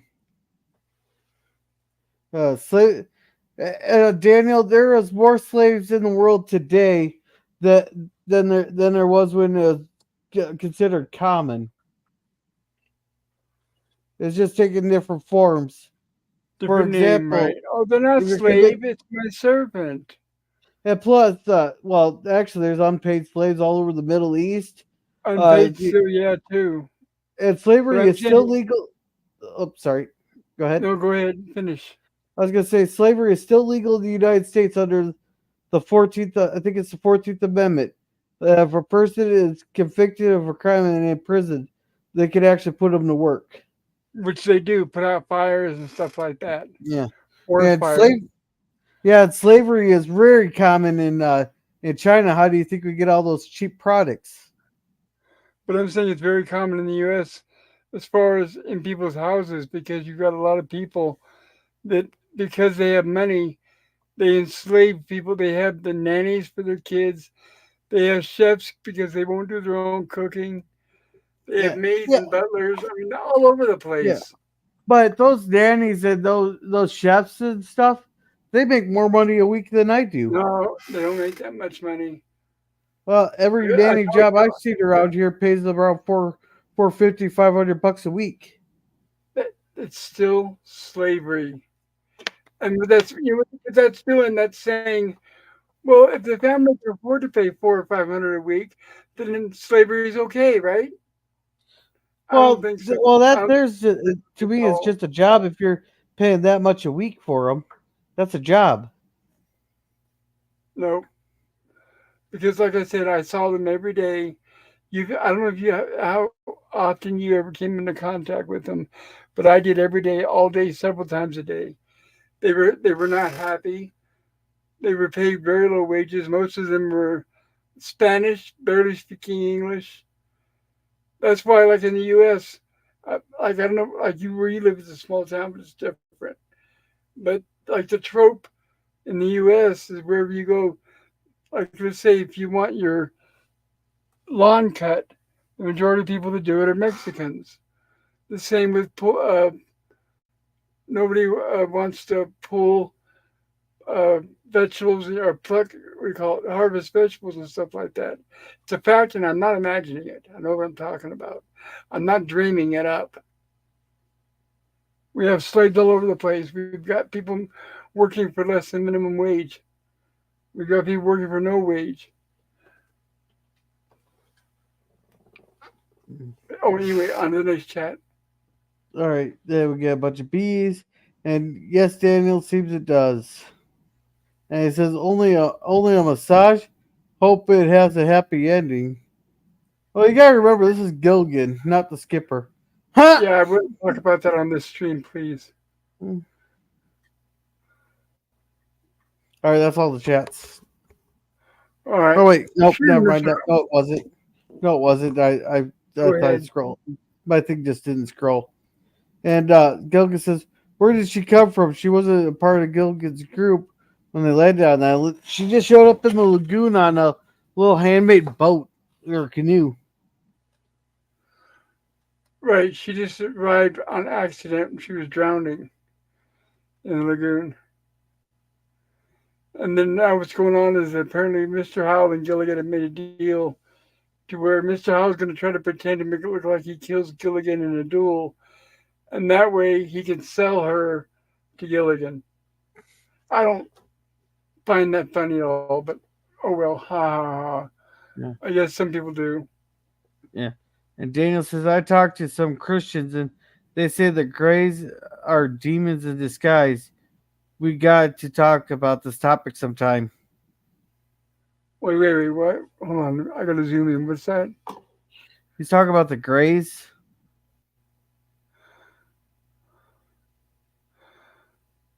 The Greys are demons in the sky. God, that's hilarious. Don't take Daniel. Don't listen to Christians. Those are the last people you want to listen to. So I wouldn't believe that. No. All right. So we done with chat. Alrighty, and welcome Hakeem. Welcome. Hey Hakeem, how you doing? Hope you are Yeah, doing well. yeah. And PvP says it's not property they are destroying, Gorilla. They're trying to destroy the world's cultural legacy that belongs to us all. Yeah, that's where I say we should beat them. And Hakeem says, Daniels, I would stop talking to them. They might be Greys in disguise, lol. The brainwashed. You just said they were Christians, right? Yeah. Then, let's see. As an artist, it makes me very angry. As Spock said, it's easier to destroy than to create. Yep. As well, Stonehenge has a pro-tented historical monument. They should do jail time. Yeah, but you gotta remember this is the UK, so uh, Here too. What's going on here? Remember they did it down there in Vegas. Remember when they blocked out that whole miles and miles of that highway? oh, are you talking about Burning Man? I don't remember. All I know is it was to stop oil protesters. Oh no, it's the Golden Gate Bridge they blocked. Oh no, that was something different. I'm talking about it was Arizona or Nevada. I think it was Nevada. It was desert. Oh, You didn't see that where it showed one of the oh, cops in his SUV run over their yeah, signs? they blocked out they blocked the only exit out of Burning Man. The cops came in and just plowed through their whole thing. The Yes, thing that just threw them on the yes. ground and handcuffed them. They're acting there Right. very roughly. They were Yeah, they stop can't oil do any. protesters, right? Yeah, and they couldn't do anything about it because they That's they not were on that. tribal lands. That's what I'm saying is they can get away with it even if they're here in the U.S. UK doesn't matter. No, they That's didn't why. get away with it. Uh, They got beaten by those tribal police. okay, so if we can get back to this episode. Yeah. Let's So see. They what tried happens block. is, Oh, we still got. Few, yeah, we're. I think we're getting closer to our last chats here. They tried blocking the okay, Brooklyn Bridge over here a few weeks ago. That didn't last after people started fighting back. Exactly. Then Suzanne says, "Hello, Pop. Welcome, Suzanne. Welcome, welcome." She's hey saying hello to Suzanne, hope you're everybody. doing well. Good to see you, sweetheart. And I think that it's a lot of everybody saying hi to each other here. Cool. What you guys And all made? no, I do not work for bananas. All right. All right, now this is the last one right here. I haven't All seen right. any anti-oil protests in Houston, but I did see some red smears on the highway near some signs. They're out there. They're out Oh, there. That's for sure. Okay, so Gilligan died, supposedly died in this mock um, duel between him and Mr. Howell. So she's thinking that Gilligan's dead, so she's automatically declaring Mr. Howell her new master. And of course, he says, how sweet it is, which is a famous line from the comedian Jackie Gleason. yeah.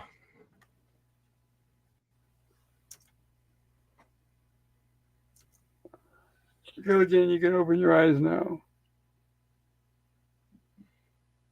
And Mr. Howell's just loving it and celebrating it. Just in time as we get the visitors from her tribe, Kalani. So they're basically like, what is going on here? And Mr. Howell hasn't quite grasped onto what's going on. And she explains to them what's happening. And now that she's his slave for life. Yeah. So And he said, now that they're going to solve the fight, probably wants to congratulate me on my brilliant victory, says Mr. Howell. Ugani speaking native language. Yes, well, convey my thanks, he says. No, the guy's not congratulating you, Mr. Howell. Ugani wants Kalani and he's challenging you to another fight. Another fight?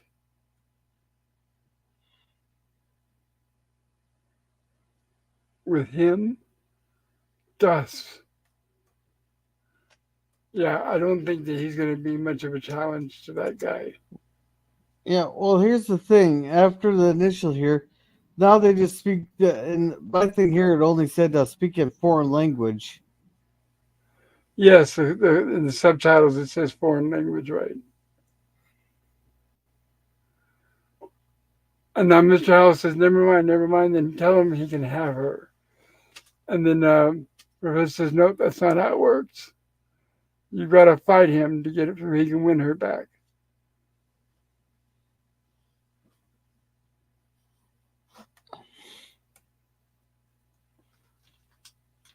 You name time when we fight. Well, how about 20 years from now, right now? Of course, that clever little quip is not going to work. You got to not wait. Kill now.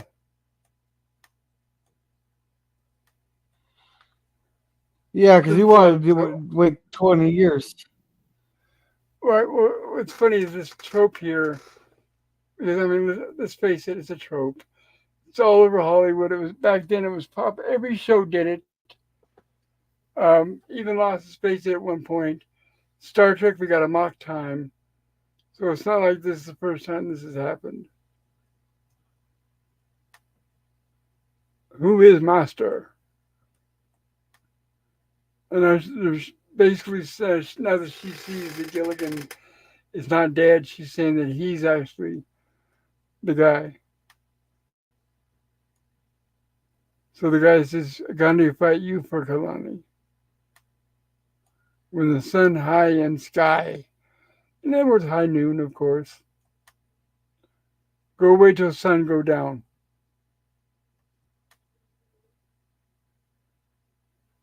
What a harrowing experience. And of course, at least he has Teddy.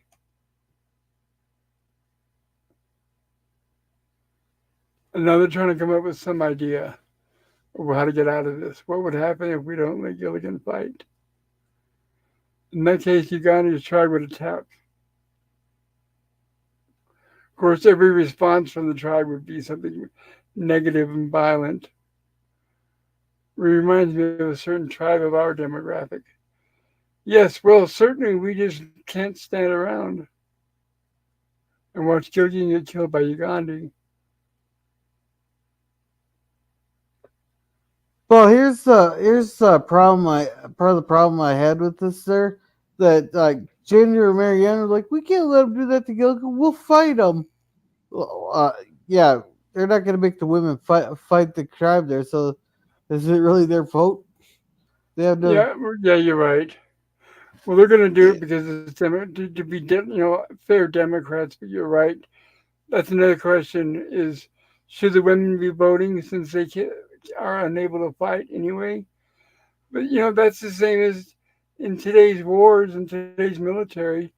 Should the women be in there when we know they can't really do combat?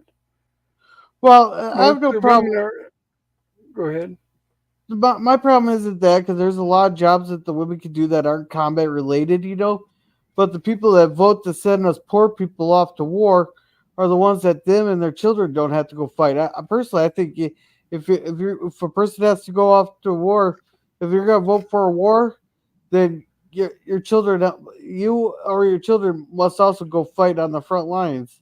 I don't see how eager I you are agree. to go to I war. agree too. I agree with that too. But let me ask you this: when you say like with women in the military that they can find jobs where they don't have to fight, is that fair to the men?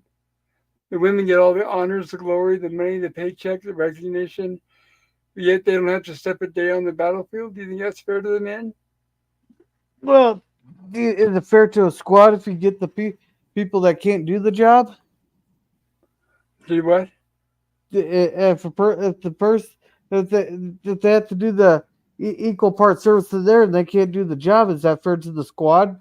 They're getting put at risk just to No, that's what I'm make saying. sure everything's equal.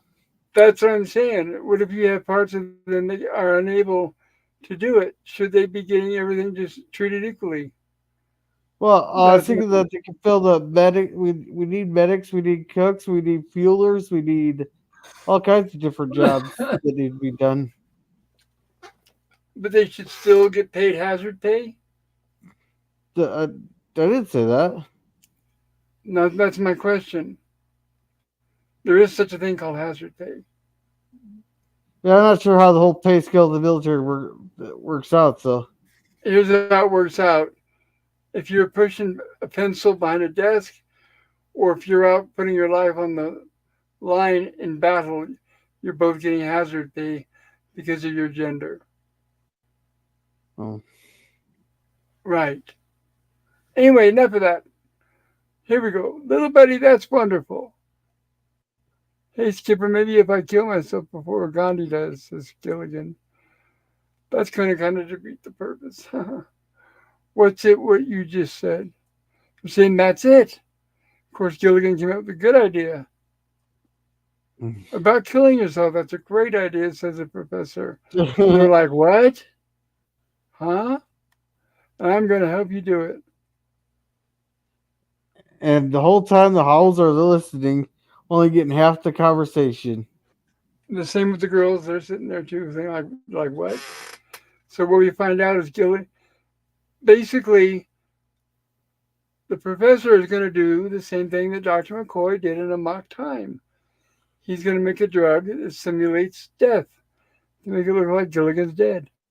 That's Yeah. what I'm saying. The plot was nothing really that unique when you think about it. Which one came first though?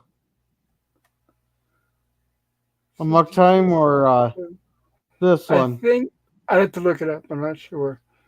Maybe somebody Because else in the chat might know. I know Amok Time was the first episode of season 2 of Star Trek. Star Trek, but I'm not sure if the which one because there's probably different air dates too when the show And started. remember as well, these weren't the only two shows with that plot. All the shows were doing it, like I said earlier. Yeah. Oh, well, that's different. Me. So here's what the professor tells him. But when carefully administered, even though he's very much alive, it'll make him look dead. And then he will take Kalani and leave the island. And there's a house. There's no privacy on this island, is there?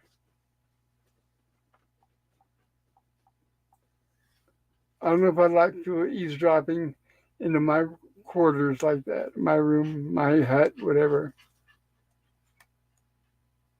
Or yes, we will be very dead. And of course, they're not hearing all the story, and we'll all be safe. Now they're worried. I'll have enough poison cure air to do the job. Those fiends. I wouldn't have believed it.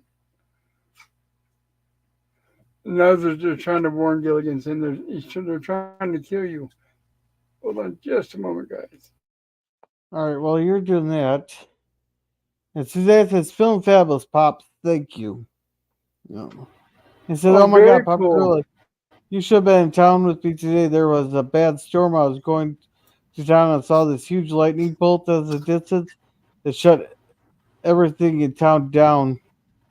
Oh, you should have seen the weather we've been having the last couple days. We've been there. We've been having tornado warnings and severe thunderstorms. And Getting all the water you need, huh? then some. And other Greg says, "We are not demons." With the alien face. Yeah, You tell them. everything was shut down. Traffic lights would not work, and the stores and the restaurants closed down. It sounds like a Tuesday. Yep. The PvP's giving a bunch of bananas and sending them to Gorilla. Well, what actor is the main native guy? He looks very familiar. He's asking, was he in TOS? Are you talking about one of the natives, right? I think he was. I was thinking the same thing. He does look familiar. I think he Uh, means the head tribal guy. that's Michael Forrest. Gotcha. I'm So not it sure. is. Same guy that played Apollo. Okay. Yeah, I was just looking at a picture of him today on a behind the scenes thing from when he was on Star Trek. Big man. And I don't mean Then, fat. Go ahead. Euler Greg says here, Gorilla is only aware of extra bananas. He is not aware that they are called hazard pay bananas. That's right. Be Yeah. careful. Yeah, and PvP says we have women in combat troops in the Canadian military. Oh, really? How they at the hand to hand part? And PvP gives us a link. Then he says, still a small percentage, but we have female combat troops. Canada is the world leader in female combat troops. Or that's all the chats. Well, all I know is if I'm in the foxhole and everybody's allowed one other person and there's two per foxhole, and you're at war, and the person in there, you have to each other's life in each other's hands. I'm going to demand a man over a woman, no offense, but I want someone who's going to be equally as strong as I am. All right. So now they're saying this potion that the professor came up with is 1/10 of 1 cc should knock him out for an hour.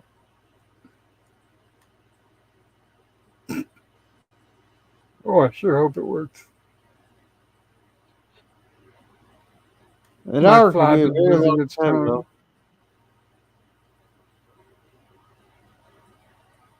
True. And what was in the mock time? 20 minutes, wasn't it? Something like that. Oh, the drug that Dr. McCoy gave him? I can't quite Yeah, remember that. I can't remember the name of the drug, but I think it was supposed to last like 20 minutes.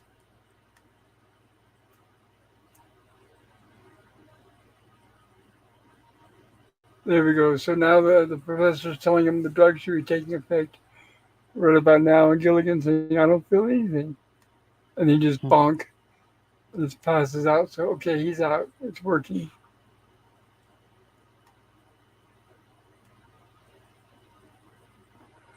It kind of gives me the willies, says the skipper. It's barely breathing. And of course, the professor's oversized stethoscope. Like, that would really work. No pulse. Good.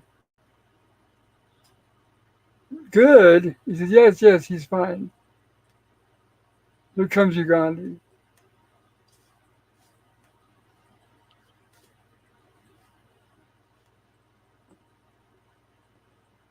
So you can take, now they're telling him he's dead. So you can just take Kalani and leave the island. And he says, it's a trick.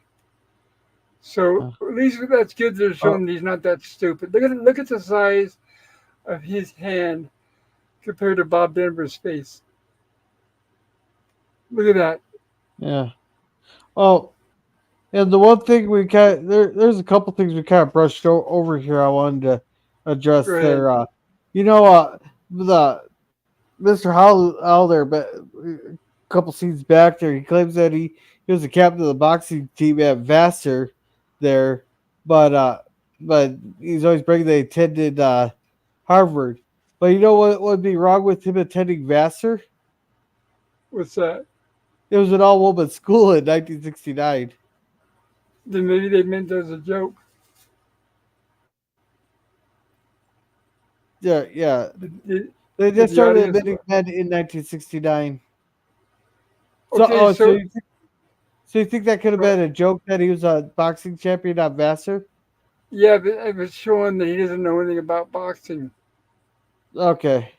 Then Right. also, yeah, do you remember that episode there with the in allergy time with that the professor had to make those really thick bamboo needles? Where'd this Wait, plastic one that he used to Gilligan there come from? wait. Ask the question again. I'm sorry. You know how in allergy time he had to make those fake bamboo, the ones that was real funny there in allergy Wait, time. wait. That real No, no, needles. no. I'm missing allergy time. Yeah, I remember that episode there where everybody turned allergic to Gilligan there, and the Oh, professor whoa, came up okay. with The a vaccine. hypodermic. Okay, the hypodermic needle. Yeah, Right. but where'd this Right. little plastic one come from that he went to interject Yes. whatever the little poison stuff come from? He had to Gotcha. Okay. make the needles in allergy time. Right. Right. The hypodermic. Okay. Yeah, you're right. Right, because it was Yeah, a big old. That was a big old bamboo one. It was like a joke that it was gonna puncture him, and Gilligan was afraid. But yeah, now it's a little tiny one. I guess so they don't rehash the same joke over and over. Probably. At least that would be my guess. You speak the truth.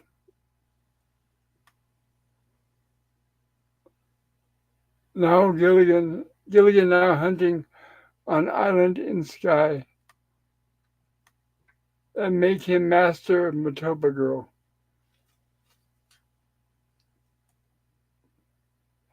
We gave him Matoba funeral, but you can't bury him. I don't know why I've had these hiccups all night. But you can't bury him as a skipper. You know, you can't. I mean, and the guy said, we don't bury them, we burn them. yeah,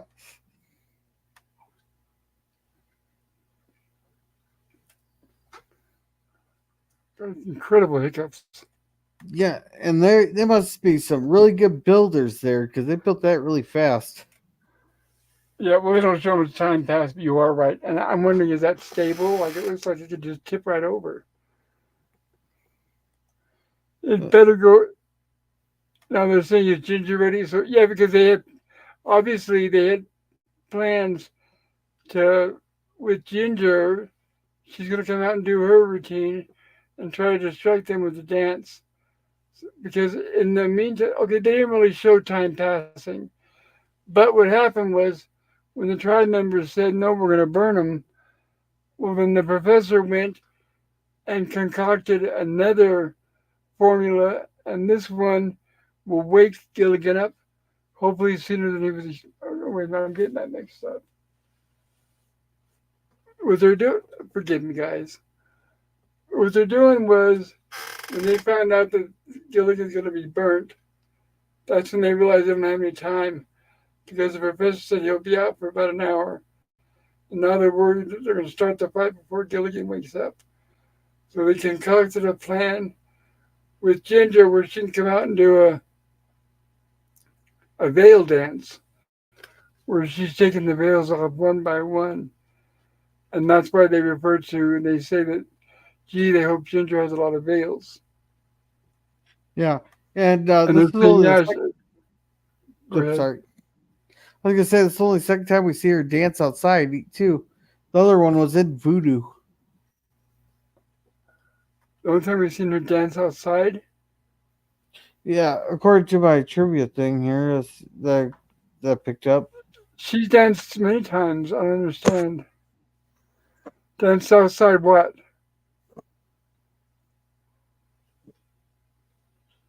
I'm thinking this the thing where I got this wrong. Then I might have to go and Of edit all that. people, of all people, the two things that Ginger has done multiple times is singing and dancing.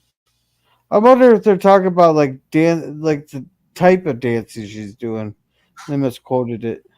Well, then they should clarify. I Yeah, don't know. But anyway, Professor asks, is Ginger ready yet? And Skipper says, yes.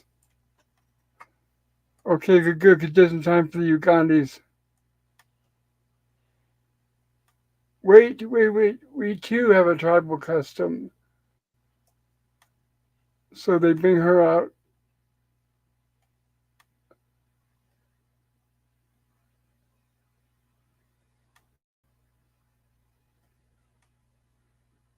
I don't know why there's apparently no text during this part of the show. it's because it's just music and dancing here. That's why. That's all. Well, they hadn't started yet. And now they start. Yeah, There we yeah. go. There was And the some. music starts. And here comes Ginger out in her veils.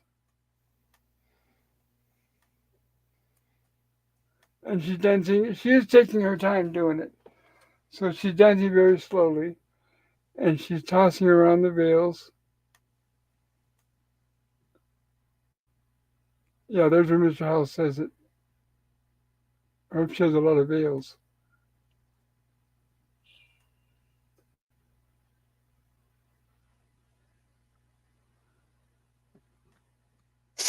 And of And course, no, go oh, I ahead. was gonna say. Now notice that they're respecting the Nabubis there, but trying to delay it just slightly here. But yet they say they have tradition, but the Mabui there are not respecting the castaways traditions. You know, I thought that would have gone both ways a little bit. You would think, but then of course they've got it for a plot to advance the plot and add suspense to the script. Right, basically, the leader of the Gavi says, "Enough of this. I'm going to set the fire," and he does, and he kind of pushes Ginger aside,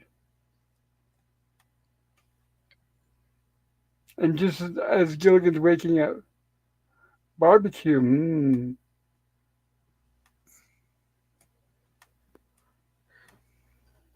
Now you think that would be enough to heat up his butt, where he could feel that fire for sure? Because I was watching this, I was thinking that's an interesting effect because he looks like he's literally above that fire, and that fire looks like it's got to be at least about 5 feet tall. Well, it just depends on how thick the bottom is on that, because some woods, you'll be able to sit for quite a bit before it starts heating up. Now he's feeling it. Oh yeah, definitely now.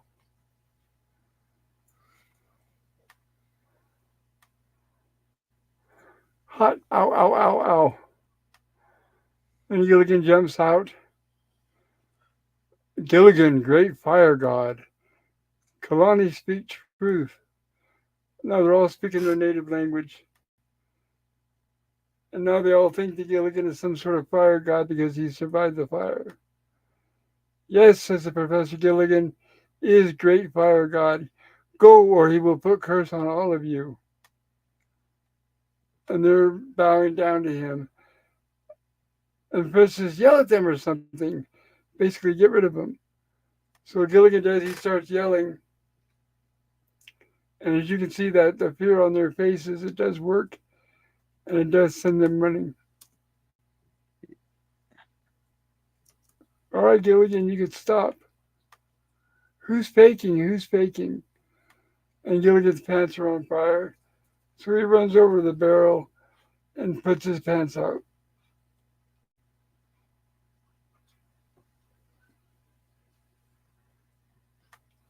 And they're all laughing. And Gilligan looks frustrated, of course.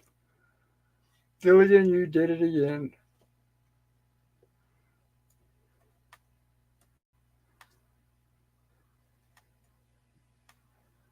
And we have Ginger with Gilligan. Oh, thanks, Gilligan. I'm exhausted.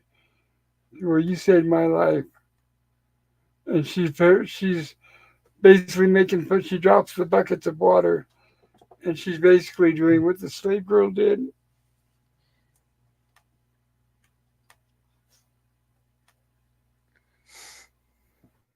That's excuse me. That's an interesting uh, fade right there. I like that where you can see Marianne in the cloud formation. It's pretty cool. Yeah. And sit right back. Yep, Michael Forrest is Ugandi. Same guy who played Apollo.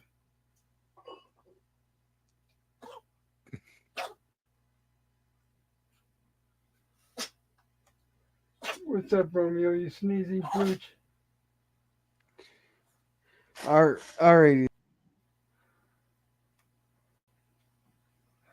And that was that episode. I hope you all enjoyed. And Gorilla just disappeared. I hope he enjoyed. Oh, sorry about that. Let's catch up And on. there he is. Yeah, let's catch Welcome, up. welcome back, Gorilla. Yeah, let's catch up on chats here, but then we can give our final thoughts here. BBB, because all men are wearing dresses. Okay. And I love women in military. Daniel says, I love women in military. They're good at hand to hand combat. When I was a kid, I always dreamt of having a hot companion who could kick ass on my behalf. What the? Yeah, that'd be nice. But until one day she's pissed off at you and kicks your butt, Just a sec, I'll be right back. go for it. Hope everything's okay with Gorilla. Let's see if I can figure out where he left off.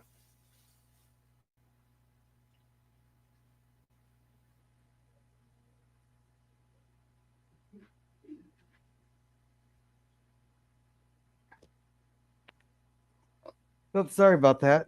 There it is. No, it's okay. I just found out. I was looking for where you left off.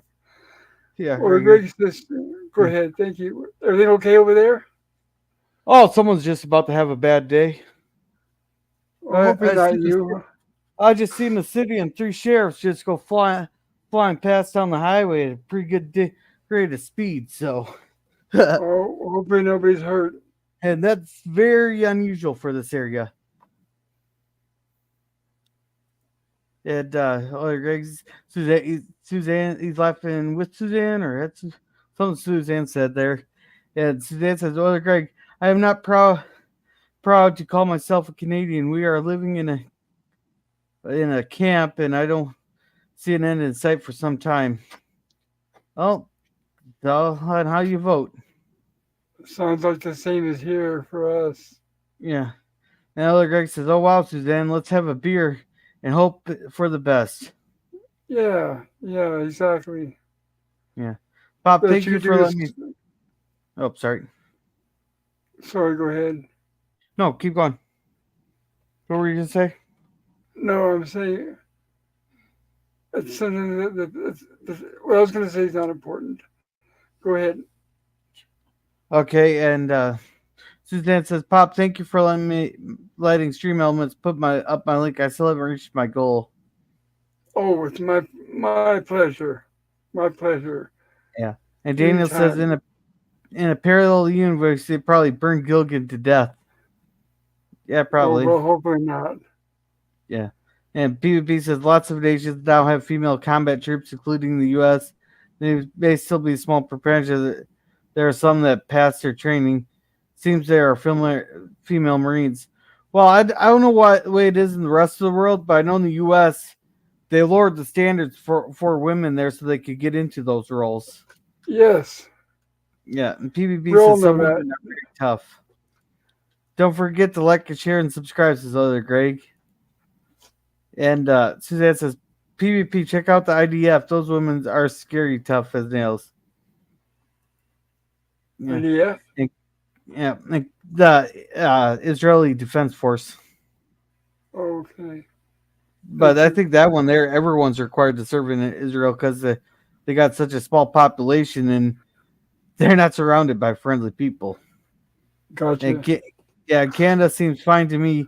Definitely not a sea camp. Using those words carelessly aren't cool. I guess Uh, maybe we got to watch out for YouTube. yeah, that's why I censored it there. There, Thank you. And there goes Gorilla again. So I'll read this. Gilligan. Excuse me. And Gorilla's back again. What's going on over there, dude? the side button on my mouse there. I keep bumping it. Okay, I'm sorry to hear that. Yeah, and Oiler Greg says, female combat troops love Gilligan. Send them all a link to the stream. And Yes, there you go. let's see. Yes, Suzanne, I value our hardworking female troops.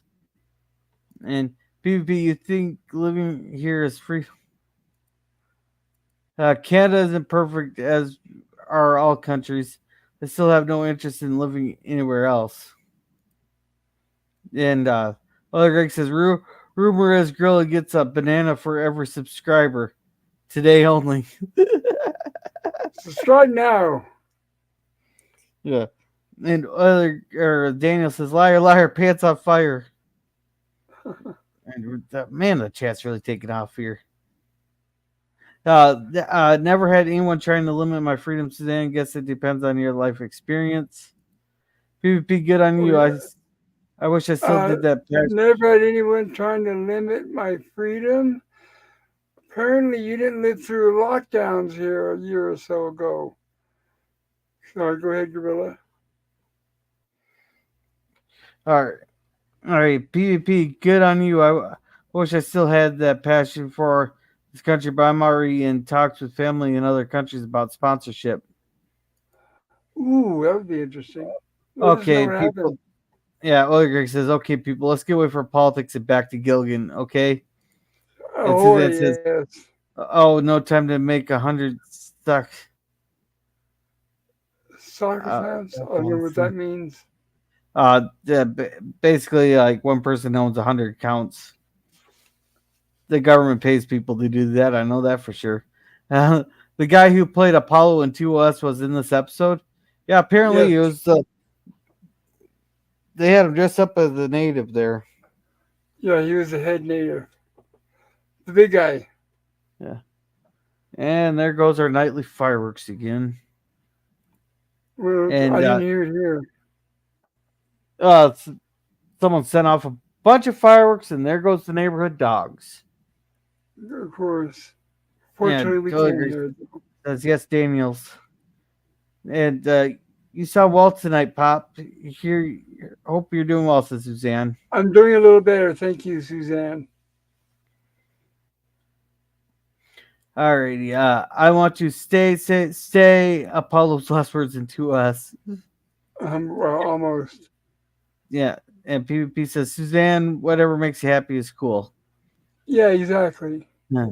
And Daniel says, that's what my dad says. He says, if you find a girl who does martial arts, what's to stop her from kicking my butt in an emergency? Like, if there's no food or water, uh, Uh-huh. crisis, kick it my butt, take and take my food, Or what if she turns out to be water. another one of those? What if she turns out to be another one of those bipolar narcissists, like so many of them are? I don't know if I would want to risk that. Yeah. But I will manage. Suzanne said, sorry, Pop, won't do it again. Do what again? Like Norway, they have conscription. Young folks serve a few years. Knew a couple from there in art school, and they both Oh, served. cool. Yeah. Interesting. And PvP says, great point, Pop. No lockdowns here. We just had to wear masks in public. Well, we had stay at home orders, and I'm glad my town was the first town to politely tell our governor to go to To hell on be that. honest, it was everything from we had to wear no lockdown here. We only had to wear masks in public. Look what it's done to the economy and inflation and everything you're paying for food and rent in the economy. No, I know you don't want to think about it, and let's not talk about it, but no, the lockdowns affected us in more ways than just a mask.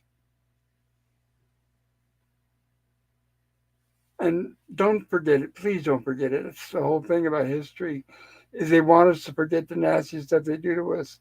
Don't forget it. Okay, sorry. Go ahead, Gorilla. I thought I'd recognize him. They were talking about Apollo. Soccer Yeah. Council Gorilla gets 100 bananas. Keith says, I plan on moving to the moon. I hear they have less taxes. uh, Just wait. Yeah, just, just wait until we get a moon base up there, and then everything will change. yeah. Just hope they don't find life on other planets because then our government will start sending money to them. Of course. Oh yeah. Of course. First thing they'll do is give them welfare. Go Alrighty. ahead. She's definitely taking your food, Daniel.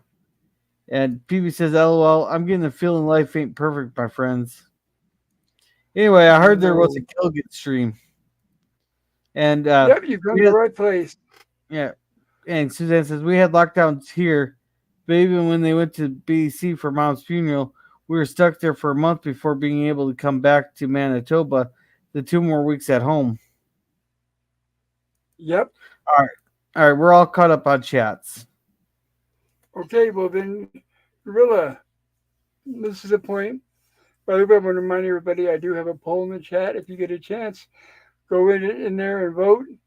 Tell us which episode you enjoyed the most, or our coverage of the episode, how we dealt with it. I would deeply appreciate it, and I will show the results of that here in just a few minutes. So vote while you can. What about you, Gorilla? Which of these two episodes did you like the best? Like, like I said at the very beginning of the stream, I predicted everything in the first one there that was going to happen just by the title. Not saying I didn't. I did enjoy the episode, but it's very predictable in that. In the second episode, what was taking me out of the episode was that they started going speaking in foreign language, but then they wouldn't even give us subtitles to what they were saying. So it's like, Okay. so so it's like, so like if I didn't want to understand what the heck was what they're saying, I would just take my headphones out and listen to the two Hispanics that are sitting at the table going on at each other in Spanish. Okay. So definitely the first episode. So I think you liked the first episode better. Yeah. Okay, tell us about your channel, sir. Let's see. Tomorrow for movie night there, or well, we're going away from Chris Talk for a little bit there because we've had some requests for that, and we will be watching The Old Man in the Sea for Thursday movies. Thursday night at the Starring, movies. written by um, Spencer something. uh, and no, starring Spencer Tracy in The Old Man in the Sea, and it's written by the name of the author. Now my mind draws a blank when I just said it last night. But Ernest Hemingway. That's it. Written by Ernest Uh, Hemingway and starring the great Spencer Tracy. Sorry, go ahead. okay, then let's see. Well, for and on Friday we should be reviewing the Waltons episode. There, it's the departure. It's the one where John abandons his family. Then we'll be watching two episodes of DS9 on Saturday, which will be episodes 2 and 3 of season one. So it's the Cool. perfect time to come join us. That we're just starting out DS9, and then on Sunday, I got a poll in the chat right now for the next thing we'll be watching. So, and it's Chicago rules on it. So vote early and Wait, vote often. the chat's already open, or are you talking about community tab? The community tab. Okay, yeah, because you might And then confuse people. There. yeah, then on Wednesdays there we do two episodes of Justified. We'll be doing season 6 episodes 4 and 5 next week. Very And that's cool. about it. How about your shorts? Did you mention those? Oh yeah, I got a bunch of shorts. It could be either uh, from pop reviews to different food reviews to Uh classic huh. cars, or if I get woken up at 2:30 in the morning to thunder, lightning, and hail, you might get a video of that. A rampage, a rant every here and there never hurts anybody. Yeah, then and I'll also I'm also might be doing some app reviews on because I've been coming across some really bad apps lately, so I might do some reviews on. I might think of starting that up. Apps for your phone. Yeah, Okay. that's Is that about it. it? All right. Well, Yeah, thank you. And I want to thank you for helping me tonight with the chat as well. You yeah, did no once again problem. did a great job once again. And as far as me, I preferred also the first one the best. And you guys pretty much heard me. I don't like the topic of slaves. I don't let it go off on me where I let it control my life. But I just don't find it very funny or humorous. So I prefer that the first episode uh, the most, the Secret of Gilligan's Island. It just happens to be my opinion.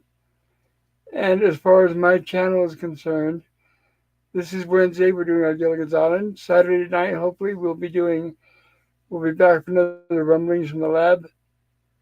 And then Sunday, we'll be back for a classic episode of Lost in Space from season two. And then I'll be announcing here tonight or tomorrow what movie we'll be doing for our sorry, Tuesday horror sci-fi stream at 6 p.m. Mountain Time next week. And then we'll be back next week following up. We're coming up to the end of the season 3 of Gilligan's Island. So we'll have 2 more episodes of that next week. So with that being said, let me see about showing. I'm going to go ahead and close the poll and then give out the results of that.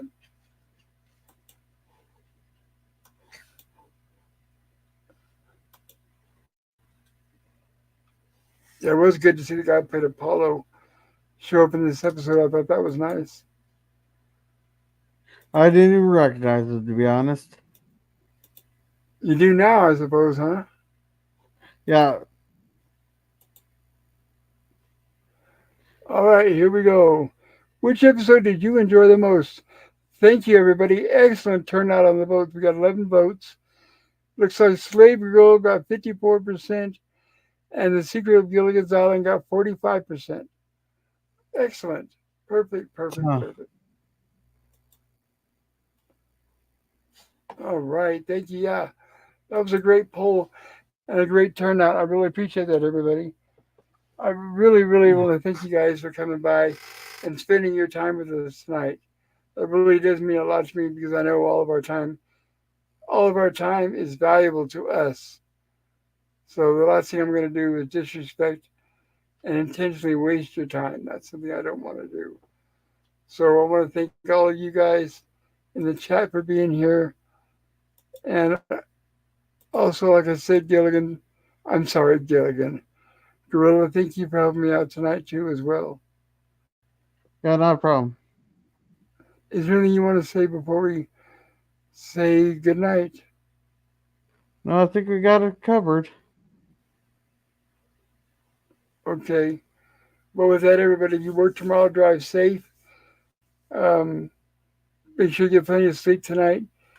If wherever you're at is hot, try to stay cool. If where you're at is cold, try to stay warm. And with that, peace.